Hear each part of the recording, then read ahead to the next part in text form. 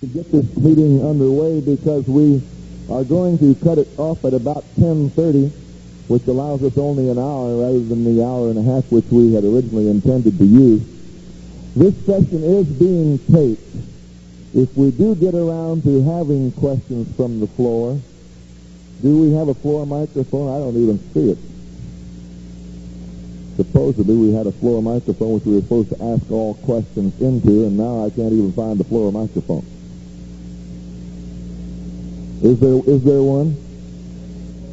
Someone stole the floor microphone. I don't think we're going to have question and answers anyway because we have some interesting things I think that you will be interested in hearing. Some prepared situations. A couple of real good presentations. And another couple of guys who are going to fumble around a lot, but I think if we can get it going in the right direction, it'll be very interesting. We would like to start our program off tonight. Of course, you realize that what we're talking about is dancer success through the use of choreography. And, well, here he comes. Did you catch up with Golden? I heard you out there trying to catch up with those four. He had you down.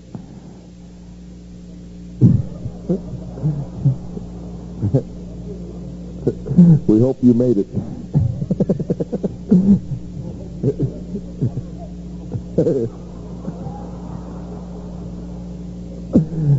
Oh, my. It's a great experience to work with this gentleman all the time. We're going to start our program out tonight with, like I say, a couple of presentations I'm sure you will enjoy. The first one is actually a presentation to tell you how he believes in handling the choreography of letting the dancers succeed. And at this point, I'd like to turn the microphone over to Dale McClary from Florida. So, Dale, would you kind of get up here and...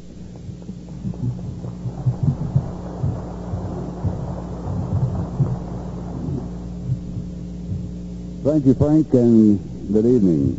Our subject is choreography designed for dancer success and how to make your groups grow. It's not so much what you call, it's how you call what you call. Choreography should be designed in its simplest form, ensuring dancer success at our most basic level. If the dancers achieve that, then the complexity or degree of difficulty can be increased in steps. This can be applied all the way through the different plateaus of today's dancing. A caller can have a super program designed around certain movements, but if the dancers aren't successful in dancing it, then that program is useless for those particular dancers at that particular time. Just like everything else, this is a very opinionated subject. You have yours, and I have mine. You're listening to mine, and I hope sometime to listen to yours before this convention's over. If I pick up something I think is better, then I will change. Collectively, we in CALLERLAB have come up with a lot of good ideas over the years. If I agree, I will change, and I will certainly give it a try. Our primary concern in designing choreography should always be that most of the squares are dancing most all the time, preferably 100%. That's not always easy to attain, but that's what I strive for. The impossible, I set my goals high. Dancers don't come to dance to listen to a caller's beautiful voice or how complicated he can put movements together. I think they come there to dance in a smooth rhythm between the caller's directions, commands, and the music. I'd rather call it simple or standard and have them dance, enjoy it enough to return next week than to call it complicated and have them stand there and look at me. This is my philosophy, and I suspect you may share this philosophy and also strive to keep dancers dancing, not standing. Many times you hear it said, I called to dance somewhere and they couldn't do the simplest thing. They couldn't motivate, rotary spin, etc., etc. I wonder, in designing choreography, who really gets bored first? The caller or the dancer? We as callers basically control what's called, and we are the ones who have added the ever-increasing number of movements. I'm not saying that anyone is wrong, just that if we don't add fuel to the fire, then who is? Isn't it really us who get bored and possibly on our own ego trips with the ever-increasing complexity of choreography? I have never been able to understand over the years in observing callers why a caller will have material in mind, and when it becomes obvious to a blind man they cannot handle it, why he insists on using it again and again. What is he proving? When half of the floor isn't dancing and maybe leave halfway through the dance. A caller must be able to redesign and change his choreography on the spot when he sees people are not dancing. I'm sure that everyone here has worked out a good program to call somewhere, only to find when you start calling it, they cannot dance it. Maybe they're seasoned dancers, having not so good a night. Maybe they're newer dancers. Maybe the caller isn't presenting it in a way that they can understand. Maybe it's been a long while since they heard it. Or. The question is not whose fault is it, but what to do about it. It is my judgment that you should redesign your choreography to fit that particular group and keep them dancing, even if you must ease off, back off, drop the level, whatever. I don't think we as callers should be obligated when we sign a contract to call a plus any level dance. We should not be held to that if in our judgment it becomes obvious they cannot dance that level, or in our judgment if we feel they can handle more. I think we should have that open, and I think it would be wise to do that when we take engagement. The ability to call to the capability of the floor on any given night is a judgment, and all callers must have. A well-known caller once told me, if you don't have the floor figured out by the second tip, then you are in trouble. I have seen callers over the years who possess great ability to do this. I have also seen those who don't. Again, you should be able to change and redesign choreography on the spot. Let's say you're calling somewhere, and when you get to the dance, you're informed that not only are there some experienced dancers in the hall, but there are also some new graduates who have been taught the mainstream through quarterly selection. Now, does this mean they know all the steps from every conceivable position and setup you can imagine? I doubt it. So let's say the choreography designed for that evening proves difficult for them. What to do? I call movements a standard way and do what I call spoon feed them through it directionally without rushing them.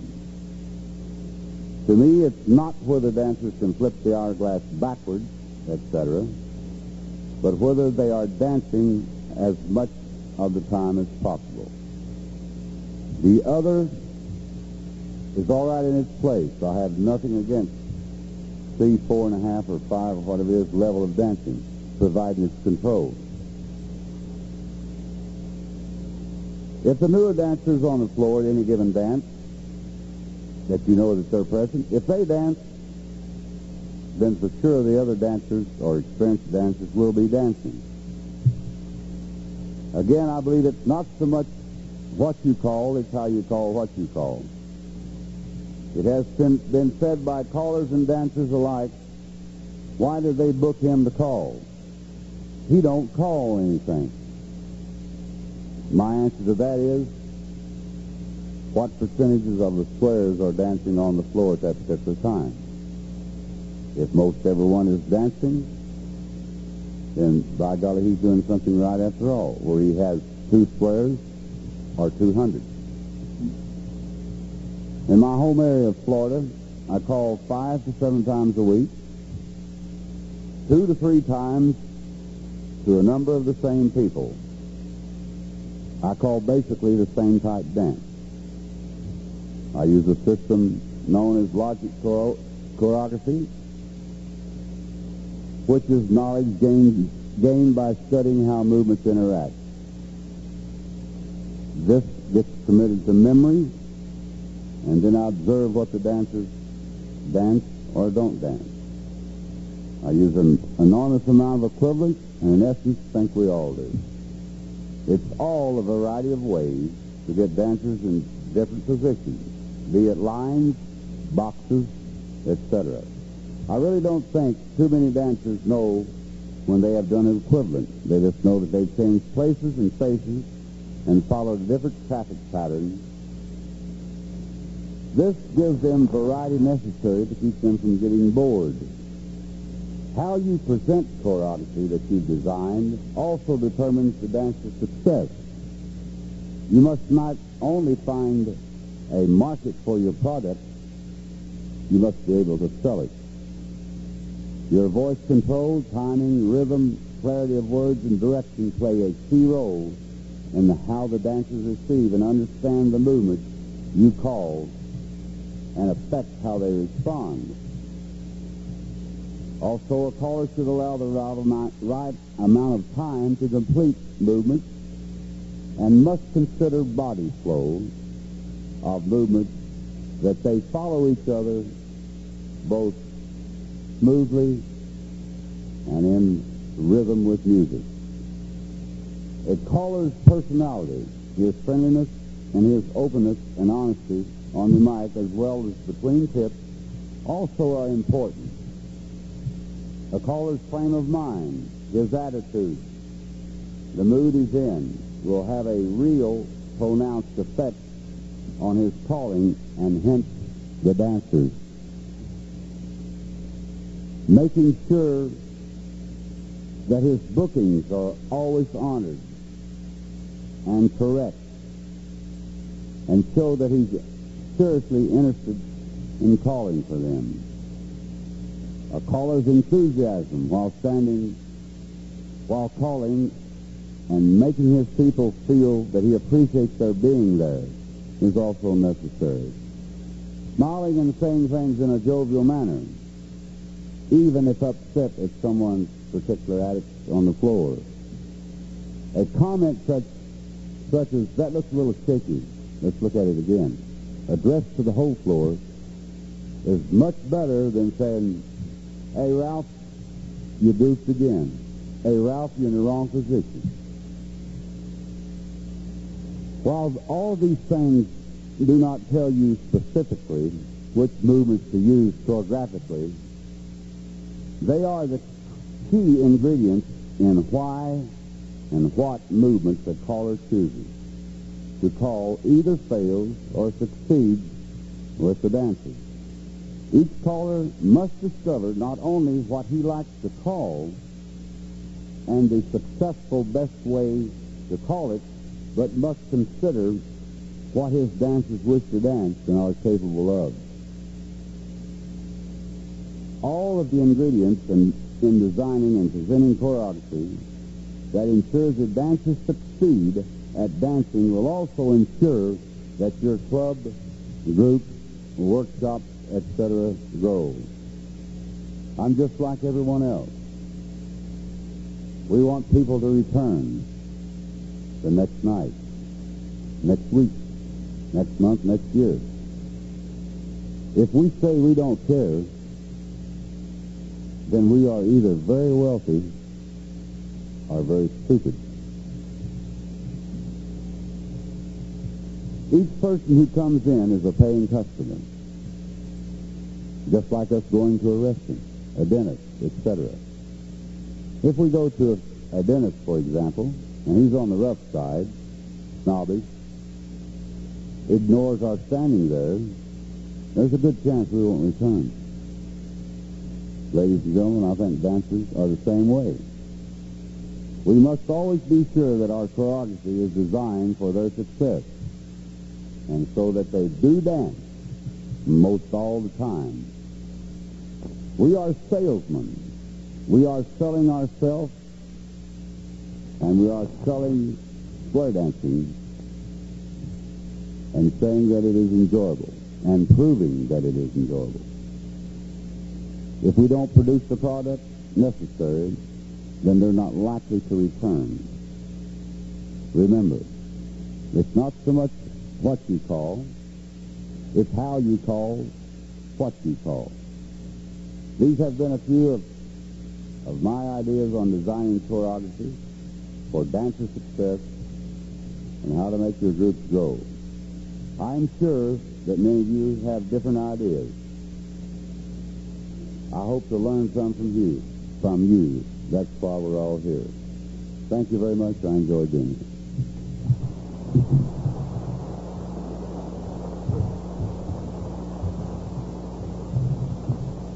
Thank you, Dale. A very well thought out presentation. I would like to even emphasize more something that was just casually mentioned through there. One of the things that has been brought to the attention of CALLERLAB a few times, but a few too many times past few years, is something that could well help us assure dancer success through choreography, and that is the fact that we worked long and hard and diligently to establish a plateau level, an advertised dance level. And we, as some of the members of CALLERLAB, are being accused of violating that level. I would like to emphasize that one of the big ways to assure a dancer's success is to give the dancer the advertised level of dance that he or she shows up in that hall expecting. That certainly is going to be one way to attain dancer success. This next presentation is one that I'm vitally interested in. When Jim sent in his outline for this thing, it's an approach that we may have given some thought to in the back of our minds for many years, but I have never heard it so well put together and brought to the exact focal point. So this time, if we'll welcome Jim Mayo to speak to us a little bit about an idea that he's come forth with here.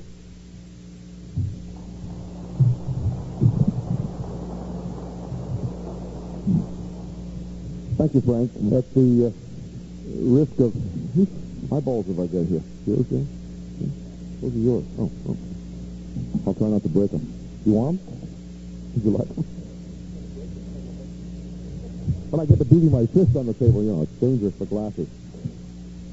I have wondered actively for a number of years why it is that we cause dancers as much trouble as we do. I know in my own area and in many other places that I have watched us call, and I include myself in this group as well, that a dancer's success rate, no matter how you measure it, of better than 80% is pretty high. As I look at dancers, I find that it's rare that we have tips in which 80% of the dancers get to 100% of the time, or 100% of the dancers get to 80% of the time. Either way you measure it, I don't think we do that very often. And at the same time, I can't believe that we really set out to cause dancers that much trouble. And so I have wondered how it is that we got into those problems. Perhaps you don't agree with my percentages, but certainly if you look out on the floor when callers are calling, it applies to most of them. There are some exceptions, but they're rare. I think you have to agree that more people are having trouble than we wish were having trouble, for whatever reason. And in thinking about that, I have come to a conclusion which is a new thought to me, and I thought I'd like to share it with you. I'll try to make it quicker than it really is, but I think it's an important one, and I would urge you to bear with me for just a second. Well, no, longer than a second. The subject of programming shows up regularly on the outline of caller school topics and caller association programs. Most callers have heard some version of the standard lecture, which includes what type of a dancer you're going to be calling, and please write down the program. If it's a Saturday night dance, you're going to build up to a peak and then hold level for a while and then taper off, or build to a mighty climax for the end of the evening. You have to also remember that we program not just for an evening, but sometimes for a whole season for a club, and often we program within a tip what we're going to use for the opener and for the breaks and what the base material, the core material of that tip is going to be. If you've heard about all of those things, you've heard a good standard presentation on the subject of programming. I'd like to start there and go into another aspect that I have not heard discussed before. We all talk about judgment, and it's recently come home to me that judgment is most directly involved in our programming of each tip as we call it. We might call this idea micro-programming, because each individual decision is quite small and may involve as simple a question as whether to call a right and left through or pass through in a partner trade. You may not have thought of these decisions at all. You may not even have noticed that you were choosing something. And that's the point I want to make most clearly. Assuming that you've reached the level of calling experience at which you no longer are bound by memorized material, then you probably make about 75 choreographic choices in each tip. That's figuring an average of about 12 steps per unit of choreography and 1.5 times through the record. So far as I know, no one has thought very much about these choices and how they influence the dance we're calling. I expect you've all noticed at some time in your calling that you are thinking about many things as you call a patter tip. The more experienced you are and the more the mechanics of calling have become automatic, the more freedom your mind has to think about something other than projection and timing and where the corner went. In fact, the freedom may have gotten you in trouble on occasion when you started wondering about the trip home, or what the president and vice president are talking about down in the back corner of the hall, or whether that blonde has her petty pants on. But when you're concentrating on your work, the important thoughts are choreographic. And when you put them all together, they are the process that I'm calling micro-programming. Let's look carefully at the kind of decisions that you make in the micro-programming process. Your written program, if you have one for this tip, says tag the line material. And if you've done your homework, it may also say two-phase line versions, same-sex and ladies in half sachet. Perhaps you noted that the breaks would be Alamanzar variations, although that's probably more detailed programming than most of us do normally. This is a mainstream plus quarterly dance on a Saturday night for a club you've not called to before. The needle is on the record. Where do you begin? Do you have a habitual opening, or will you go right into an Alamanzar? Will that Zar be with the partner or with the right-hand lady? There's your first choice. Now you can start. You're in the Alamanzar. How do you get out? Do you shoot to another Zar, or do you slip the clutch? If you slip the clutch, will the Alaman left be with the original corner? If not, does that make it tougher? And if so, can these people do it easily? Or is now the time to stretch them a little? There's the second choice. Now we're in lines. Pass through and you've called tag the line. Do you face in, or out, or right? Or do the centers in, or perhaps a peel off? There's another choice. And what you choose makes a tremendous difference in the degree of difficulty for the dancers. Obviously, the kind of choice we just described continues throughout the tip. In some tips, the same kind of choices will be made at least a few times in the singing call. Each of these decisions affects the difficulty of the dance you're calling and the number of squares that will break down. You may not be aware of the amount of information your head is processing while you call, but it must be an almost unbelievable quantity. Unless you are satisfied to be totally random in making these decisions, you need to consider a whole range of factors. Near the top of the list is what kind of a tip you're trying to call. Do you want it to be tough so only half the floor gets through without breaking down, or would you rather stop only 10 or 20%? Maybe you'd like to have everybody succeed. That's rare. Another biggie is how are they moving? You've probably caused at least one breakdown already, and information from that will affect your judgment on the next call. Did they break down on something only a little unusual, or did it take a really difficult pattern to shake them? Do you expect them to get through what you're about to call, or have you not even thought about it? They do get through. Will it be easy for them, or will you have to adjust the timing a little to help them? Maybe you're saying, I don't think about all these things while I call. Perhaps once in a while I'll decide to change something to make it a little easier, but certainly not on every 12-beat series of actions. I'd like to suggest that you look again. You say you change a little. From what? You can't call without deciding what to call. Even if you've got memorized material, you chose it, you learned it, and I hope you thought about how the dancers would do it. Even if you didn't think about it, you must now decide how to call it and how to time your delivery. The point I'm trying to make is that you are responsible for how difficult your dance is. Furthermore, identifying the CALLERLAB level hardly begins to define the difficulty of the dance. We've only begun that process by coining the phrase all-position dancing. The variations in difficulty are infinite, and you control that difficulty by your microprogramming decisions. It's my view that microprogramming decisions follow naturally from our attitudes towards dancing and dancers. If we are to have control over our dances, we must understand how our attitudes influence our judgment. Consider with me some examples of attitudes and think about how these attitudes might affect a dance. Many years ago, Dick Ledger and I were having a discussion after a talk on programming that I gave to the Rhode Island Callers Association. We were sharing ideas on how to call so that we could help the dancers get through the material we'd chosen for our program. Two of the Rhode Island callers were listening to our discussion and finally could contain themselves no more. One of them proclaimed in absolute sincerity, all this talk about people getting through is fine, but what he's really only happy when he's killing them. I know from folks who had attended his dances that this attitude was very obvious when he called. That's why he called. He loved to win. That's an extreme example. One less extreme is a discussion I heard between a caller I don't remember and Lee Kopman. Lee had just described his latest choreographic creation, and the other caller had challenged him with, who needs all this new material? Lee's very sincere answer was, I do. He's right. He's developed a following of very active, higher-level dancers who thrive on new calls. In order to keep this group happy, Lee needs a steady supply of new material. A more subtle attitude difference is one that I've discussed many times with Bill Peters. Last year in a debate, for instance, we all say that repetition of the same dance pattern is boring for dancers and that they must have variety in the program to keep them interested.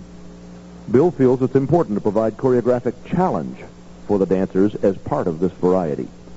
I believe that a changing program of patterns that the dancers know how to do well and can do easily will provide an adequate variety and will reduce the number of dancers who are frustrated by failure. I now believe that too few of us have enough control to make certain that the dancers, or at least most of them, win.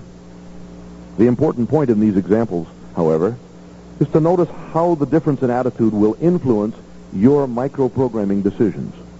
I hope you will agree that callers with different attitudes will make different choices in each microprogramming situation. The sum of the decisions, I believe, will make more difference in the character of a dance than will the larger program decisions of what theme calls to use.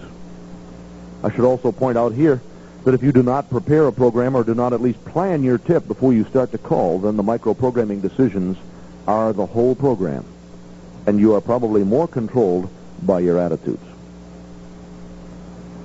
Over the years, I've observed many callers who appear to me to make microprogramming choices that defeat a large share of the dancers. At all dance levels, I see and hear about callers who have a high proportion of the floor stopped several times during several tips in an evening. Yet in conversations with callers, I find few who say they intend to wipe out more than half the floor. It must be clear that such actions do not please the dancers at a normal Saturday night dance, and I wonder why it happens. My guess is that these breakdowns occur because callers have not realized that the microprogramming choices were even there, and thus they have failed to pay attention to them. They've considered the whole tip, decided it was a mainstream plus quarterlies level, and expected that the dancers would be able to succeed. Callers have been surprised by the breakdowns because they didn't notice the choice that caused it to happen. I really believe that we don't think about the little choices and that they are the ones that do us in far more often. I hope it's a useful thought that you'll be able to use in programming making your micro-programming decisions. Think about them. They're little ones, but they make a big difference. Thank you.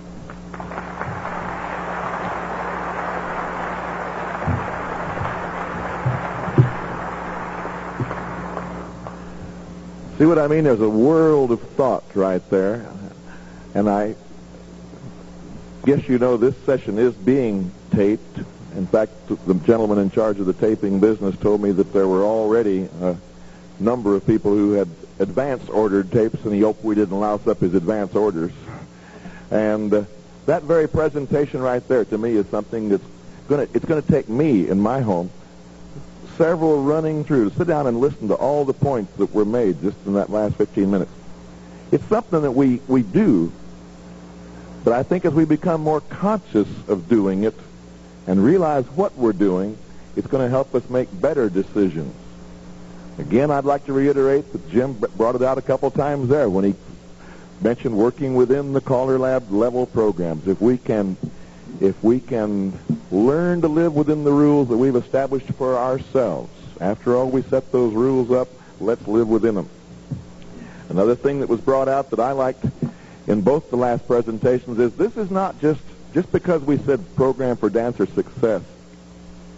I think the dancers at all levels want to succeed. I realize that there are some callers who do not agree with that. Some think that as they get up into the advanced levels of dancing, they have to be knocked down or whatever, destroyed occasionally. I don't know. I might tend to go with Jim. I think if we work hard, we can entertain them successfully at that level without clobbering them, without destroying them. And I think that especially where programming for dancer success is probably at its most value is at that teaching level. Those new people that aren't really one of us yet. They're only on the way to becoming one of us. And with just the slightest discouragement can be talked into quitting square dancing and getting back on a bowling team somewhere. So I hope that you will give a great deal of thought to dancer success in the teaching lesson programming, the myriad of micro program decisions that go into your lesson nights. We also have one other little facet that we got to think about, though. We can't become complete cowards with our choreography. You can ensure dancer success by calling nothing but dive through, pass through, star through, right on left through all night long. And I have to tell a little personal story there. I was calling, in fact, I'll lay it on the line. It was in Cal Golden's favorite home state in Arkansas one night. We won't outline the town, and I started out the first tip calling what I considered very easy, basic material, but with a little variety. And I was having no success at all. And it was the micro-programming computer up here was really grinding wheels and throwing out tape in all directions, trying to find something. I finished the first tip, and I was frustrated. And some of the dancers, I'm sure, were frustrated. The second tip, I reverted back to the very thing I just mentioned. I called nothing but dive through, pass through, star through, right and left through, pass through, bend the line, those sort of things. And just that. And I got the crowd with me. And all of a sudden, we were having that fun. We were rocking. We were rolling. So when the singing call came, I did the same type of figure to the singing call, man. I didn't want to take a chance. We kept the same old dive through, pass through, star through type of choreography in the singing call itself. They're still with me. We're doing great. We break them. We have a round dance. I think, well, now I got them in the palm of my hand, and my idea has always been to be able to lead them a little bit. I'm afraid I'm guilty of what Jim says. I probably go a little bit toward the Bill Peters theory, not intentionally sometimes, but adding a little challenge with the variety. And I started to vary from my dive through, pass through, star through routine that I had accomplished success in that second tip. And the third tip was almost an equal disaster with number 1. We were almost back to ground point 0 again. At the conclusion of that tip, a little gentleman came up, and he was not being funny or cute. He was very sincere, and he was real friendly, and we talked for a minute. He said, "Frank, I'm going to tell you the same thing I told Cal 2 weeks ago."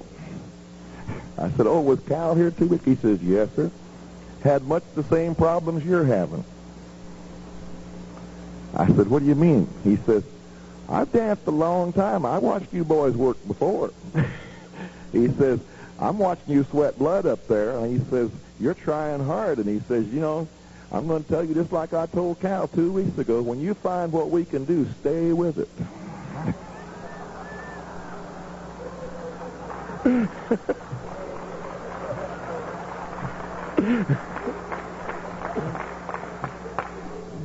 So each time I get in a situation where I'm searching, I go to looking for that one thing they can do. And for a while at least, man, I stay with it. And I think that gentleman that evening gave me a little bit of advice if I can pass on to you some night. If you do get in that situation, go find something they can do and stay with it. We would like to vary our program a little bit at this point, away from the formal presentation type of thing. It'll be an organized presentation, but we would like to incorporate some demonstrations. So if we can take a few minutes out, and maybe we had anticipated possibly having a stage we could put some people on where you can see, but to facilitate your being able to see what Flip is talking about, I wonder if we could clear out an area in the center and move some of the chairs around the perimeter, maybe turn and face your chairs toward a center area of the room. Would you do that for me in the next few seconds? Just to arrange an area. It doesn't have to be real large, but we're going to try to get one square of demonstration out in the middle of the hall. Don't move all the chairs, just the minimum number. The rest of you just kind of turn yours around to face the center of the hall. We want to, because our time is very valuable, we are going to cut the presentation short. Just try to arrange enough room in there for one square and get in a spot where you can have a pretty good unobstructed view of the center of the hall.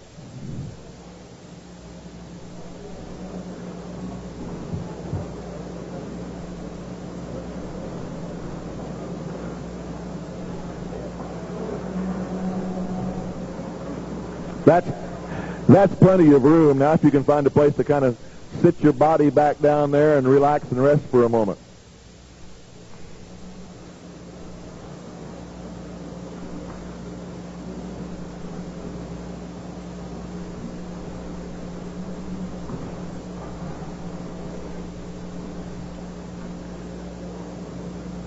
I believe the next little session we're going to have here, don't worry too much about the chairs. As long as they're not obstructing someone's view, let's just leave them alone because we have plenty of room in the middle now. So let's just kind of let things as they are and find yourself a place where you can see the center of the floor.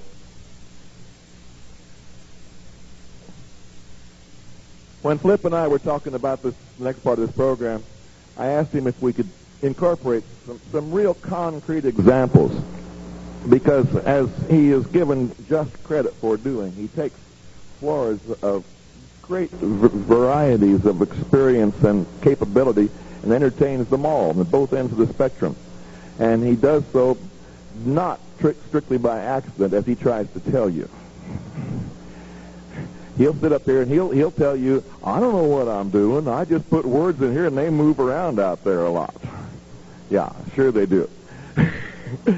So the next little bit may develop into a slight argument up here. We may fight over the same microphone occasionally. But I would like to turn the mic at this time over to Marshall Flippo, and Flip would like to tell us a few things about what he doesn't know at all about moving people. But you want to start right out with a square? You have any remarks to preface it with first? Say something first. Say hello. Hi. Hi. What? Short jokes are about over. Howdy. I'm probably the world's greatest square dancer, and the luckiest caller, and the worst speaker. But They kind of roped me into this thing last night when we were about 2 o'clock. Was kind of talking about things that I do that I don't. I'm really truthful when I when I say I really am unsure. I guess I do things that on the spur of the moment. Sometimes I don't. Well, I said I was a world horse stalker, so let's get a square out there, would you? And I'll try to go through some of the things I do. I'll guarantee you'll be successful. Because if you're not, I'm in trouble.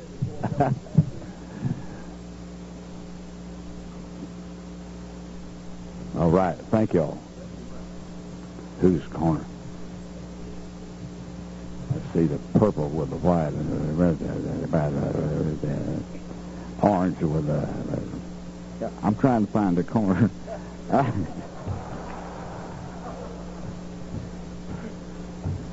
Got one located?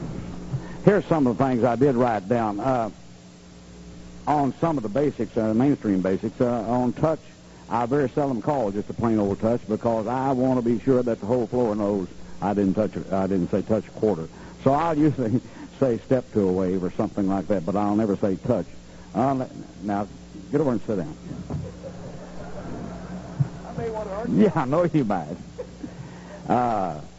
Some of the other things that I don't... Let's have the heads pass through and separate around one. And now, as I go along in the dance, usually, but this time I know that the girls can square through or whatever when I'm up to this point. However, if I've got to this point and found out that from a pass-through and a wheel and deal that the girls have had a little trouble passing through and wheeling and dealing, in other words, sometimes you get into a spot where you have two girls on one end of the line, two boys on the other, and you say pass through, wheel and deal, and the girls, you find out that one girl has never been in that one position before, and she don't want to wheel the other girl. So, therefore, you start to sweat a little. But if I've got into that and see that they're having a problem with the pass-through wheel, at this point right here, I'll say the lines go forward and back, and all joint hands circle left. Now, would you sit down? Oh, excuse me. It's being taped. Now, I don't know what it is. I think I know what it is, too. Girls can pass the ocean much better than boys can.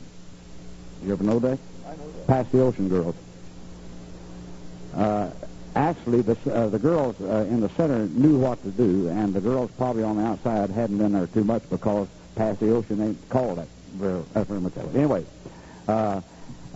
if I was going into a pass-through wheel and deal from lines before the two girls on the end, and they were having their troubles with the pass-through and wheel and deal, in other words, the girls wheeling in front, I might do it this way, and if, of course, they're having trouble with pass the ocean, too, I'd forget the whole thing. Let's have the girls extend, and everybody extend. And if I say extend, and I make sure that I say, at least this point I say, girls remain facing out before I tell the boys to do a thing. Because it seems like they want to trade sometimes. Boys swing through. Center boy run. Boys wheel and deal, sweep a quarter, and girls do a partner trade and roll the face and make new lines of four. Now, if I were in a plus, where's load the boat? Plus one. It's in plus two. That's what I said. But if I was unsure they knew how to load the boat, this might be the way that I would kind of, if I was calling a plus two dance and was unsure, in some places you are, I'd have the girls load the boat here and just see their reaction. So girls, go ahead and load the boat if you will. Boys, square through four. And make a wave of the girls. Boys run, pass through, wheel and deal. And that wheel and deal, that's not too bad. Usually they can get that. Double pass through, centers in, cast off 3/4. Another thing we go about maybe building things in the mainstream program. Here's a figure that I use, and I start out easy with it. I don't know whether it's easy for the dancers or it's just easy for me to get dancers through. And it goes kind of like this. Lines pass through, and you turn back. Touch a 1/4, circulate once. Now, girls trade with each other and roll to face each other. Girls look at each other, and I tell them, roll to face each other, look at each other, or whatever I can tell them to make sure that they'll do. If they don't, I'm in trouble. Anyway, girls square 3/4. And by this time of the dance, I nearly know that the girls know how to square 3/4. And here comes the kind of the touchy part here. Girls do a centers in. Now, we have what's known as is it 3-in-1 line? Yeah, 3-in-1 line. Now, at the mainstream level, sometimes they don't see this, but, and then on cast off, sometimes they don't see it too good. But if I say cast off 3/4 around, and they are squared up, in other words, y'all kind of anti-goggling there, whomper jawed now, but if I can tell them where the cast off ends, in other words, if it's coming in at the side position, I'll say cast off 3/4 and make a line at the side. We'll y'all kind of square around there a little, just kind of, because I got you out of kind of whomper jaws a while ago, yeah. Okay, and I'll tell them, unless they are kind of whomper jaws, I'll tell them that the line is going to end at the side. So let's pass off 3/4 round, make a line at the side, and I'll say, girls, you're in the middle. You're in the middle, girls. Because sometimes the girls ain't in the middle. But I want them to know they're in the middle. And then there's one old boy facing out, and he says, good Lord. And but I don't worry too much about the guy facing out. I say, girls in the middle. Girls pass through. Girls pass through with each other. Girls partner trade with each other. Girls roll the face, look at each other. And I might tell them all that before they do it. But I try to make sure. Okay, girls touch a 1/4. And now, one of these old boys probably has turned around at this time, but it doesn't matter too much. Couples circulate,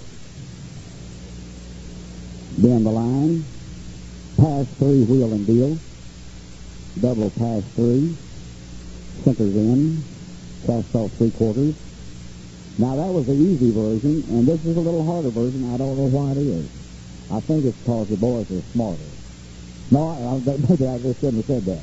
Touch a 1/4. Circulate once. I really don't understand this, but this becomes... I think I do understand it. I think it is for the ending, like a while ago, where we ended with the girls next to a guy there. They were in what we call, I don't know what you say normal or basic. Couple circulate position and the girl inside, boy outside. This way it's going to end half shade and... let's see, have we touched for you? Boys play with each other, and boys roll the face.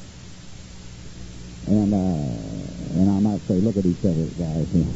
Again, I sure want them to face. Sometimes they really go too far and face the other guy. But anyway, square 3, 4 hands. Girls trade. Stay that way, girls. Boys centers in. Cast off 3/4 round. Make a line at the sides. Boys, you're in the middle. All right, boys only, pass 3, with each other guys, do a partner trade, roll the face, look at each other, touch a 1/4, scoot back. Like the God of Mary. Couple circulate. Bend the line. Let's see, where are we? Touch a 1/4. Boys run. Right your corner. Okay. Oh, not so fast. Excuse me. Right or left 3. Right, left 3. Veer left, Ferris wheel. All right, star 3, and here's why pass 3, separate, go round 1. This is what I think is the hardest, same type of figure, but it's is harder than the other two. I don't know why it is. I think it is because you can direct maybe the boys and girls a little better than you can say the center two or whatever. I don't know what it is. Anyway, everybody touch it. Oh, no, just center 4, square through 4. Outside touch a quarter. Centered in, cast off 3/4. Okay, and center 4, slide 3, touch a quarter, sweep back. Oh, there you go. That's what I say a lot of times. Couple circulate. Bend the line. I've heard you say that a lot. Some now I say something else. Touch a quarter. Crack and trade. What in the world's that? That's a success. Couple circulate. Oh boy. Bend the line. Slide 3. Left allemande. And unpromenade about a quarter there. Get your partner back home. Unpromenade. I call a lot of unpromenade. Another thing in the +1 thing that we use some, let's have heads pair off. Is that in +1? Okay, right and left here. Do a left. Girls hymns. Center girls trade. New center girls run. New center girls hymns. Just the girls set your diamond. Now this diamond here, I don't know what it is. This diamond here with just the girls in it. I'll show you another diamond in a minute that I would use before I would use this one because I tend to get them see it a little better. I don't know what, I really don't know what makes this so difficult. Let's have the girls diamonds circulate, just the girls only. What happens sometime when those girls diamonds circulate, they come in, they end up in a star. And I think it's what becomes very complicated about this type of diamond in the way the girls who go to the center and touch really are unsure of that's what they're supposed to do in the center. Or they haven't been taught diamonds and that well in places. Anyway, girls flip your diamond. Set 2 diamonds here and do a diamond circulate everybody. Let's see. Flip a diamond. Swing 2, and girls circulate 1 1/2, and boys swing left 3/4. Now there should be a line of 6 there somewhere. Line of 6 do a swing 3. But now the girls have a diamond in the middle, and this diamond here is so much easier for the same sex to do. I believe it's probably the reason is when those girls step up and join the boys, they automatically during there have to touch, and the other girls will end up out on the point there. And I found that this is a little easier if you're up into that +1 level and calling this type of dance. This would be if I wanted to do some same sex diamonds, this would be the diamond I would call possibly before I got into the other diamonds with the same sex. Let's have the girls' diamond circulating. Girls flip the diamond. Boys hand. Girls swing 2. Swing 2 again, girls. Boys facing out, run, and girls extend to the boys and scoot back. Boys run. A lot of time on scoot back too. I tend to a lot of places you go, and especially mainstream, you have problem getting. Other words, I start off easy. I have the boys going to the center and doing the turn 2, or the girls from the center turn 2 before I would mix the sex. They done it well, either one of them, and I could kind of judge with that. I could go and on with the mixed sex and with probably no problem at all. But sometimes I really like to set it. I don't know anything else. What else? I don't know. Let's see what else. Chain reaction. Where's that?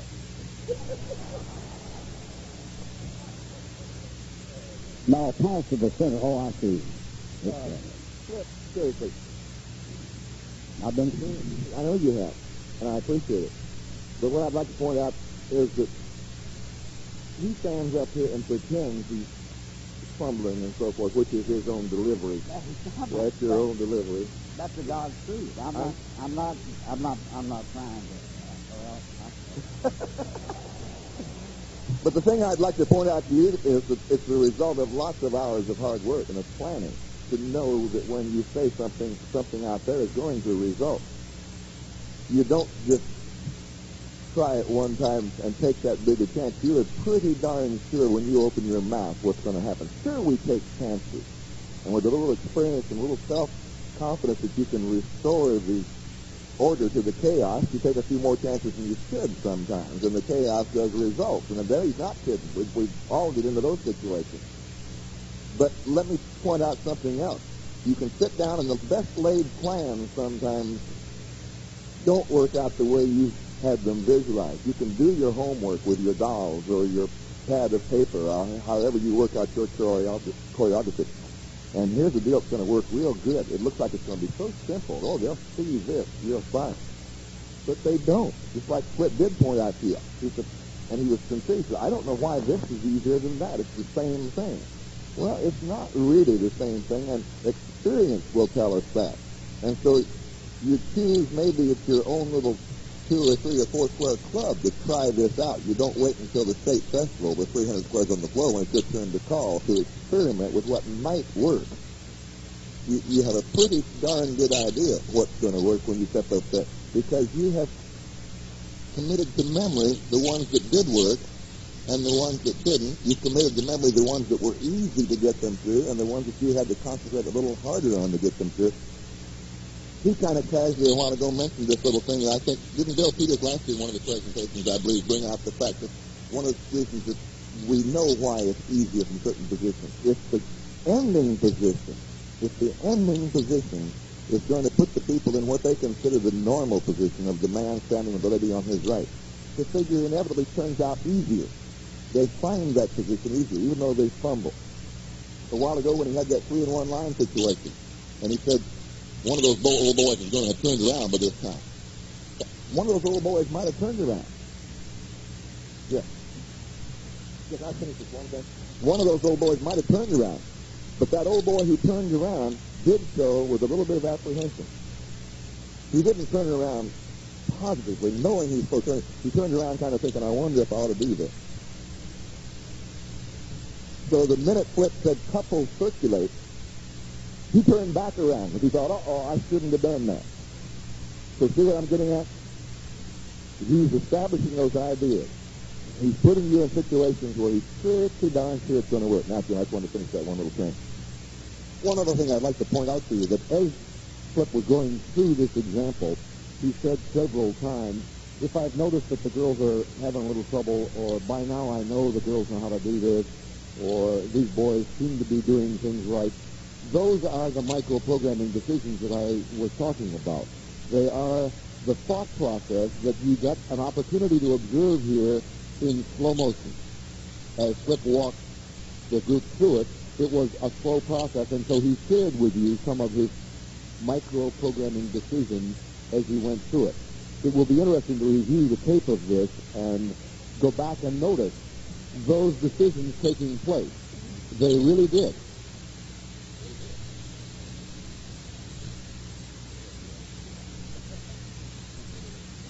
No, a couple of other things that in the plus one, is it over with? That's not over.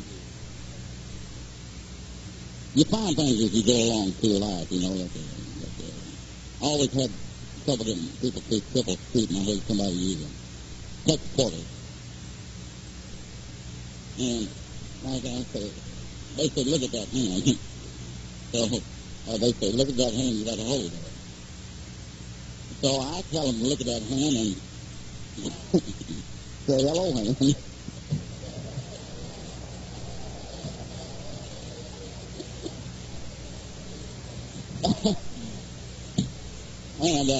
And then I say, no, you kind of back at that same hand, so don't forget it. Now I say triple street, those who can turn through and do other split, go ahead and do that. Come back to the same hand, say the high hand again. Okay? Let's see, what are y'all in there? Go ahead and coordinate. Don't do it. Circulate once. Now coordinate, please. You see what I want to do? Down the line.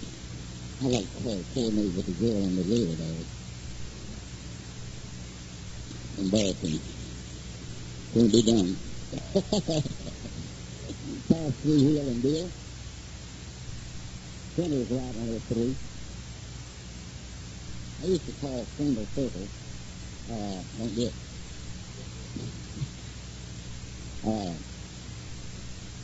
Now, let's have a center is pass 3. Now, they're going like a whirling dervish, maybe from a statue, and they get to this point, and I've said, and I know that they do not know how to do single circle. And I used to say, join both hands with your corner and circle half. Don't do it. And then I've noticed I wasn't having that complete success that I'd like to have the whole floor do. Of course, now with a level system, when you call single circle, then you know if you're calling a plus 1, then what's it?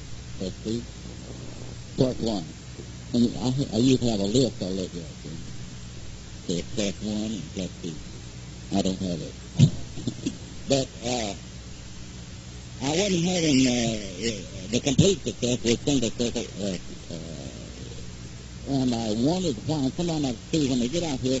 Maybe the guy would get out to his corner a little quicker, then the girl would get to her corner, and then he'd try to circle through with a side couple or whatever.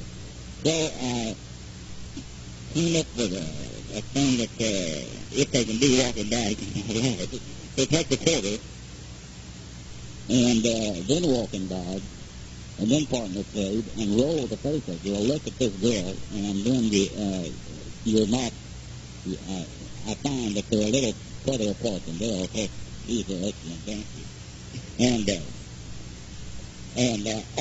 Or do a single circle, join both hands with that girl, a circle half with her, and then the girl step into the race. Let's have a swing 3. Boys run, bend your line. Pass 3, and do a partner trade, and roll the face of the girl, look at her. And then join both hands, circle half, girl step your way. Let's see. Oh, yeah, here's nothing. Swing 3. Run, boy. And bend the line. And I don't know why. Do y'all find that this ride is easier than not to? Ask me something. Jim and I sitting there watching, and you did something that I have not done that solved the problem for me right now. Did you catch this girl step into a wave that, I don't know how you find people reacting, but I find people when I'm calling single circles, now they don't know how far to circle. You solved that problem right there. Did you see it? That's right, they could have. And you solved it by telling those girls they're going to join hands to make that way. That was great.